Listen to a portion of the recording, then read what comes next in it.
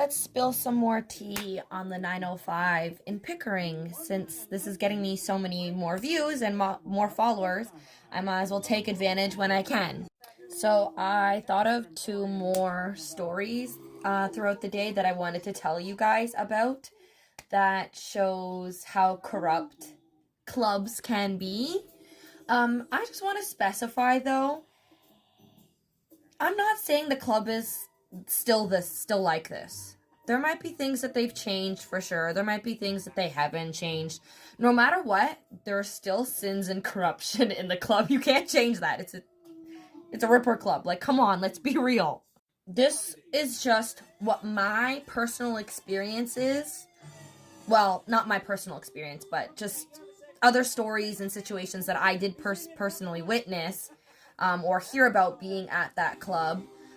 This was just what I've learned from that club.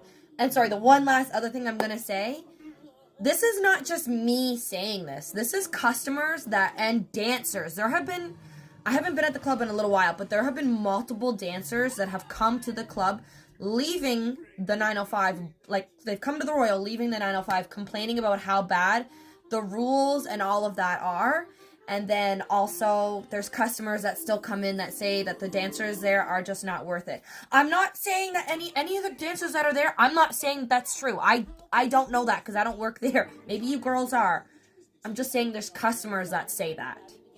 Customers say a lot of shit though, so that's the other thing. Okay, anyways, enough yip-yapping. Let's get into it. So there's amateur night that I want to talk about, and then there's the whole fee for being late kind of thing that I wanted to talk about. So many of you know about amateur night that they would do on Wednesdays. I'm gonna just try to make this quick and to the point. So basically, I did amateur night. I won amateur night, and then I don't know if it was amateur night or if it was because basically they have a bunch of people, like they all do amateur night or whatever, and all the winners, then they get all the winners together and they compete, and it's like a grand freaking competition or whatever. So I don't remember if it was on that one or on that, like the first amateur night. Either way, it doesn't matter. Basically, now I agreed to doing this. They did not force me to do this, but the fact that they did ask me to do this is kind of like, but whatever, I wanted the money, so I'll admit that I did it. Basically it was to see how far you could get a toilet plunger up your, yeah, with protection, obviously. They were brand new. And let's just say we had to sit on our backs. No, we had to do it, I don't know. We had to do it whatever position, whatever. I'm not going to get into super that detail, but, we were both tied the first time, and then the second time we got to choose whatever way we wanted, and she did one way just trying to be more sexy, and I did the other way just actually trying to be smart, and I won. She lost an inch, I gained an inch. That's how it's done. So, yeah. Oh, actually, there's another quick story that I want to tell you guys about.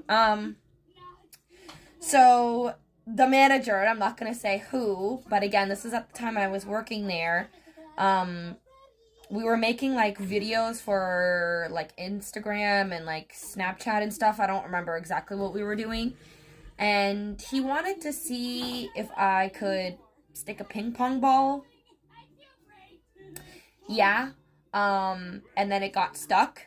And then, oh my god, the DJ's up there with a freaking flashlight. And I'm like, get out of here. And, like, dancers are up there. Oh my god.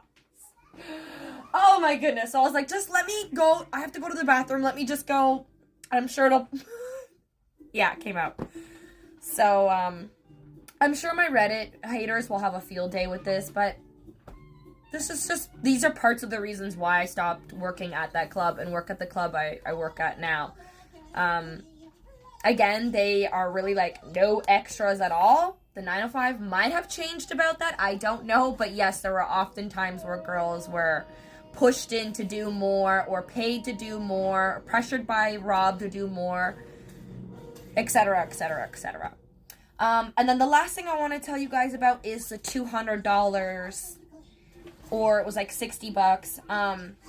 So basically you had to do 2 4 till 2 a.m. shifts, and then 1 12 till 2 a.m., which you would get paid, so it was 14 hours, you would get paid $200. And often what would happen is, because the girls from the night before, like, they would work really late, they'd get home really late, they wouldn't go to bed till like 5 in the morning, they'd sleep in all day, right? Then they try to eat, then they try to like work their schedule to go to bed at a good time to get to work the next day by 12 o'clock. And they were often late, especially when a lot of the girls didn't live super close to the club. Like, girls are coming from an hour away, 45 minutes away, half an hour away. I was coming from half an hour away. So majority of the times, girls were late. And the only girls that could get the one other short shift were the girls that were mothers, which, okay, I can kind of understand that. But, like, there's just so much. Like, honestly, I have so many stories. Anyways, so if you were more than an hour late, when you would go to, like, get your payment or whatever, or, like, go through the schedule, they would make you pay $200 on top of it. And I hated this because they constantly were gaslighting us, being like, no, we're not taking your money. We're not taking, yes, I'm supposed to get $200 because I'm on schedule. This is my $200 for on schedule. I'm here on schedule. I'm sorry I'm late. I can understand deducting $30, $50, but the whole $200, and then to be like, oh, you're not only not getting the money, so now we're just keeping that $200. You owe us $200. So it was $400 that you were out of. And constantly they tried to be like, oh, no, we don't do that, blah, blah, blah, blah, blah, all this other shit. And real quick, I just want to address to somebody who did say that,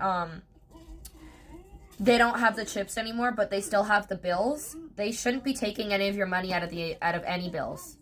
That's the whole point. I know some girls don't understand this. They shouldn't be taking money out of that. That's not their money to take. And they already probably charge a percentage, like they used to do, a percentage for those bills. So they get their money from that, from customers, like say they wanted $100 in $905 bills, they're going to charge them $115 or whatever. So now they've made their $15 to get all of those printed, and then you are going to go to get your money exchanged, and they're only giving you half of your money. I'm not saying this is the thing. I'm not saying the club itself is a terrible club. This is just shit that I couldn't expose when I work there. There are some things that happen in my club that I will never talk about because I partly learned that I'm not allowed to. Maybe when I leave, eventually I will. But, again, one more time, the Royal is not like this. It has its moments. I'm not going to say those. But it's not like that. And the 905, it might have changed over years. I don't know. I haven't worked there in about 6 years.